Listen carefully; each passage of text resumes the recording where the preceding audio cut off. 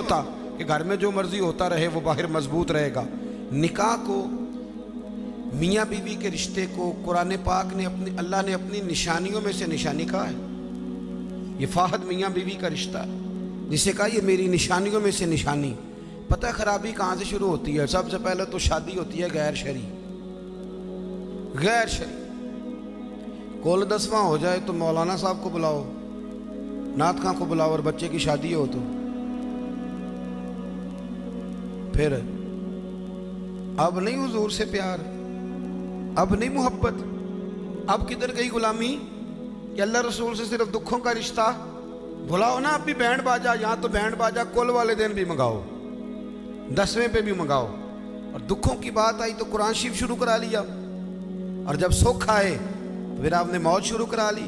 اور بھائی مصطفیٰ کی نعت والے کو نا نعت ہی اچھی لگتی، اسے برات والے دن بھی نعت ہی اچھی لگتی، شادی والے دن بھی نعت ہی اچھی۔ پہلی بات تو یہ کہ غیر شرعی حرکات ہوتی ہیں شادی، اور ڈھیروں ہوتی، ڈھیروں۔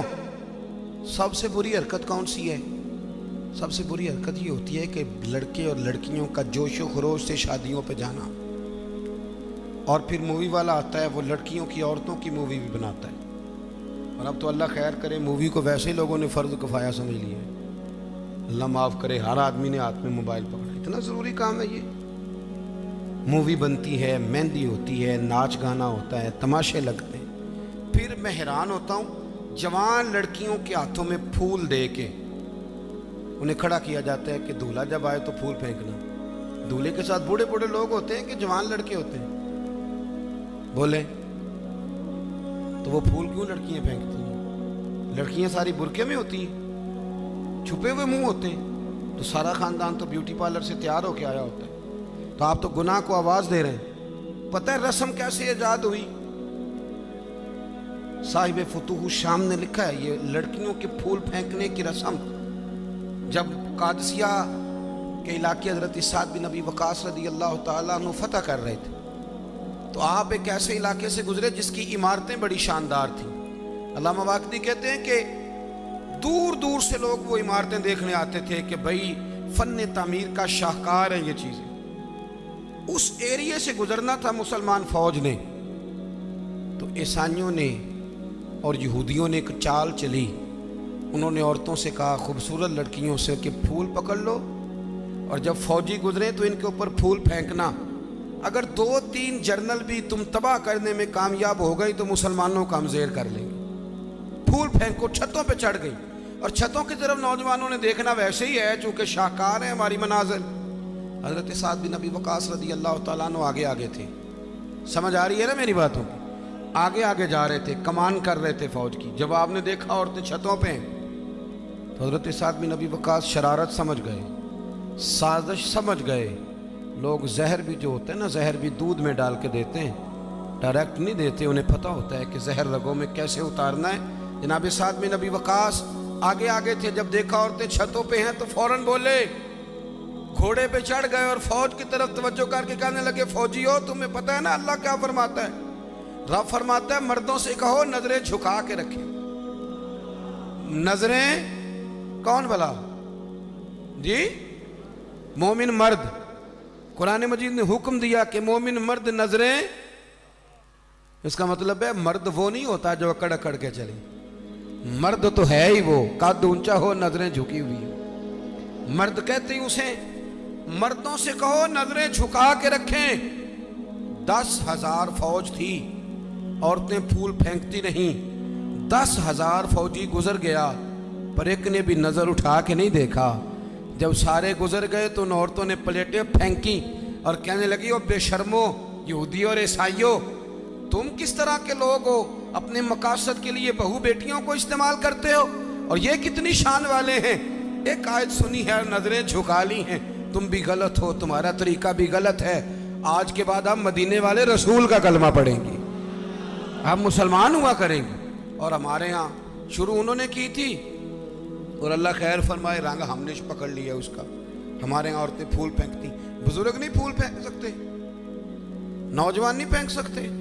خدا کا خوف کریں۔ اور پھر مرد عورتوں کا اختلاط ہوتا ہے، اور پھر اس سے آگے شادی کے بے پناہ خرچے، बेपनाह कर्जा उठा के शादियां करते हैं। निकाह में तो दो आदमी जाएंगे, दो जोड़े जाएंगे। और मैं आपको एक शरई हुक्म बताता हूँ, आपका सगा भाई, इधर देखो मेरी तरफ, सगा भाई अपने बेटे की शादी पे अगर आपको न बुलाए तो उससे नाराज होना जायज़ नहीं। तुसी ते मेरे नाल भी हो गए। ओ भाई, सगा भाई भी अगर अपने बेटे की शादी पे न बुलाए तो उसकी मर्जी है, ना बुलाए चाहे ना बुलाए, उससे नाराज होना जायज़। तो आपको तो मंगनी में ना बुलाएं तो नाराज हो जाते। और अगर कोई कार्ड भेज दे ना सिर्फ वलीमे का, कहते ने हूँ वलीमे ते भी वो ही जान के जेड़े जांज नाल गए सन, असी सिर्फ वलीमे ते, भाई फ़र्ज है आपका जाना। हाँ, हुजूर ने हुक्म दिया है कि वलीमे की दावत दे तो ज़रूर जाया करो, लेकिन इसके इतने ज़्यादा खर्चे हमने कर दिए। हमारे बच्चे, अब नाराज़ ना होना, गुनाह इसलिए आम हो गया कि हमने निकाह मुश्किल कर दिया। निकाह मुश्किल हो गया।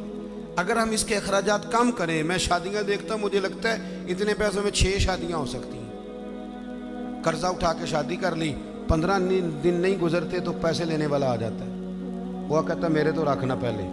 तो वो बच्चा बेचारा, उसने क्या शादी के बाद खुश रहना, वो तो कर्जे अदा कर रहा है, घर में लड़ाई पड़ी हुई, 1 महीना पूरा बीबी जेवर नहीं बेचारी पहन सकती, वो सारा कर्जे में चला जाता है। गलत काम करते हैं हम। सुनो, हज़रत अब्दुर्रहमान इब्ने औफ रज़ी अल्लाह ताला, सहाबा में सबसे अमीर आदमी, सबसे अमीर। ये बुखारी में हदीस है, फजर की नमाज ना उन्होंने नबी करीम अलैहिस्सलाम के पीछे पढ़ी, सफ़ेद कुर्ता पहना था तो उसको जर्द रंग का दाग लगा हुआ था। तवज्जो है ना मेरी बात? सफ़ेद कुर्ता और जर्द रंग का दाग। नबी पाक सल्लल्लाहु अलैहि वसल्लम ने कहा, ये अब्दुर्रहमान ये क्या है? अर्ज़ की या रसूल अल्लाह, मैंने रात को निकाह किया था, खुशबू लगाई थी तो वो दाग रह गया। हुजूर ने तो कोई उस पर इसरार नहीं किया कि यार इतने अमीर आदमी की शादी मदीने में पता ही नहीं चला, किसी को खबर ही नहीं। यहाँ गरीब भी बाज नहीं आता, वो भी कहता है मेरी नाक जो है वो कट जाएगी अगर मैंने करोड़ों रुपया ना लगाया, तो जब पैसे लेने वाले आएंगे फिर कट जाएगी कि छोटी हो जाएगी मजीद। मेहरबानी फरमाएं, आप किस चक्कर में पड़े हो? हुजूर ने क्या फरमाया? नबी करीम सल्लल्लाहु अलैहि वसल्लम फरमाने लगे, निकाह कर लिया तो वलीमा ज़रूर करना, चाहे एक बकरी ही ज़िबा करो। तो अपने घरों के अंदर सुकून का माहौल कायम करें। शादी और ब्याह को हुजूर की सुन्नत के दायरे में लेके आए। ये वफादारी का रिश्ता है, ये खुलूस का रिश्ता है। इस रिश्ते को खुलूस वाली मनाज़िल की तरफ ले कर के जाएं। बीवी ख्याल करे कि मुझे अपनी खामन की खिदमत करनी है, खामन ख्याल करे कि मुझे बीवी, मैं अक्सर कहा करता हूँ, मैं कहता हूँ कि अगर आप बीवी के माँ बाप की इज़्ज़त करेंगे तो वो भी आपके माँ बाप की इज़्ज़त करेगी। आप तो माँ बदौलत कहते मैं नहीं कभी ससुराल गया जी, वो मैं दरवाजे पे छोड़ के आ जाता हूँ, फिर वो मैं लेने भी चला जाता हूँ, चूँकि मैं बहुत बड़ा नवाब हूँ। तो आप कैसे उम्मीद रखते हैं फिर वो आपके माँ बाप की खिदमत करेगी? सुने, 2 बातें अर्ज़ करता हूँ, बात ख़त्म करता हूँ। सैयदा तैयबा ताहिरा हज़रत खतीजतुल कुबरा रज़ी अल्लाह ताला। जब आदमी अमीर हो ना, गरीब हो जाए तो उसके लिए बड़ी मुश्किलात होती। गरीब अमीर हो जाए तो कोई मुश्किल नहीं होती। हज़रत खतीजतुल कुबरा मक्के की मलका थी, 20-20 कनीज़े नौकरानियाँ घर में काम करती। फिर सैयदा खतीजा कलमा पढ़ गई, फिर मुसलमान हुई, हुजूर से निकाह हुआ। अगरचे हुजूर ने ऐलान नबूवत बाद में किया, लेकिन हज़रत खतीजतुल कुबरा रज़ी अल्लाह ताला अन्हा कहते मैं तो उसी वक़्त, कलमे का माना जो मैंने बयान किया यही समझ लें, मैं तो उसी वक़्त ही समझ गई थी जब मेरे ग़ुलाम ने आके बताया कि बादल के टुकड़े साया करते, दरख्त इन पे झुकते हैं। फरमाते मैं तो उसी वक़्त ही महबूब की ग़ुलामी में आ गई। निकाह हो गया, हुजूर की बारगाह में आ गई। फरमाती हैं मैंने ना ज़ोहर के वक़्त सारा माल हुजूर की खिदमत में दिया, 20 कनीज़ें ग़ुलाम ज़ोहर के वक़्त, और असर से पहले पहले महबूब ने हर शय अल्लाह के रस्ते में तकसीम कर दी। ये वक़्त भी बतौर तमसील है कि जितना ज़ोर असर के दरमियान वक्त होता है, इतने वक्त में बांट दिया हुजूर ने सारा कुछ। इतनी अमीर बीबी और फिर वो गरीब हो जाए।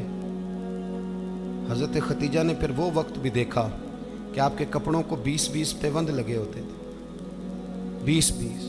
पहले कभी पानी का प्याला उठ के नहीं पिया, फिर घर में झाड़ू भी देती, फिर घर के सारे काम करती। एक दिन ना मुस्नद इमाम अहमद में मौजूद है, खाना पका के ना हज़रत खतीजतुल कुबरा खाना पका के बावर्ची खाने से निकली तो कपड़े सारे पेवंद से भरे हुए, पाँव मुबारक पर भी घर के काम काज की वजह से बहुत सारी चीज़ें लगी हुई, पैर चूम रही हैं बहुत सारी चीज़ें।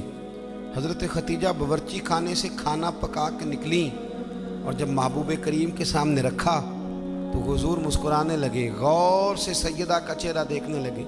या रसूल अल्लाह क्या हुआ? तो महबूब फरमाने लगे, खतीजा आपके आने से पहले जिब्रील आ गए और वो अर्ज कर रहे थे, या रसूल अल्लाह खतीजा खाना लेके आ रही है और जब वो आ जाए तो उसे उसके रब का सलाम कह दीजिएगा। अगर खातून अपने खामद की खिदमत करे, अगर वो ये ज़ौक़ बनाए, ये मिजाज। अब तस्वीर का बिल्कुल दूसरा रुख भी देखें, ये कंजुल माल में ये भी हदीस है और हदीस की रावी सैयदा आयशा सिद्दीक़ा है। बस बात ख़त्म करने लगा हूँ। सैयदा आयशा सिद्दीक़ा कहती हैं दोपहर को हुजूर आराम करते थे, खाने के बाद लोग मिलने नहीं आते थे, पर एक दिन ना एक बूढ़ी अम्मा आ गई। उसने जब दरवाजे के सामने आके वो बोली तो हुजूर जल्दी से उठे, खुद दरवाज़ा खोला, खाना खिलाया, खजूरें दी, सिरका दिया, प्यार किया, मोहब्बत फरमाई। हज़रत आयशा सिद्दीक़ा रज़ी अल्लाह ताला अन्हा कहती हैं ये मैंने इनफिरादी रंग देखा, बाकी हर एक से शफकत करते थे, पर यहाँ मैंने हुजूर का अंदाज जुदागाना देखा। जब जाने लगी तो हुजूर ने तोहफ़े भी दिए।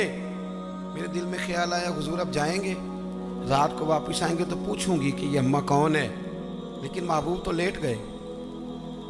कहती मैं करीब गई, कदमों में बैठी, मैंने कहा या रसूलल्लाह ये कौन थी खातून, आपने बड़ा ही प्यार किया। तो कहती हुजूर उठ के बैठे तो आंखों में आंसू थे। मैंने कहा या रसूलल्लाह क्या हुआ? तो महबूब फरमाने लगे आयशा ये ना मेरी पहली ज़ौजा सैयदा खतीजा की सहेली थी, ये जब हम मक्के में रहते थे तो ये आया करती थी, खतीजा खाना भी खिलाती थी, प्यार भी करती थी, तोहफे भी देती थी। आज जब ये लौट के दोबारा आई है तो खतीजा की यादें ताज़ा हो गई।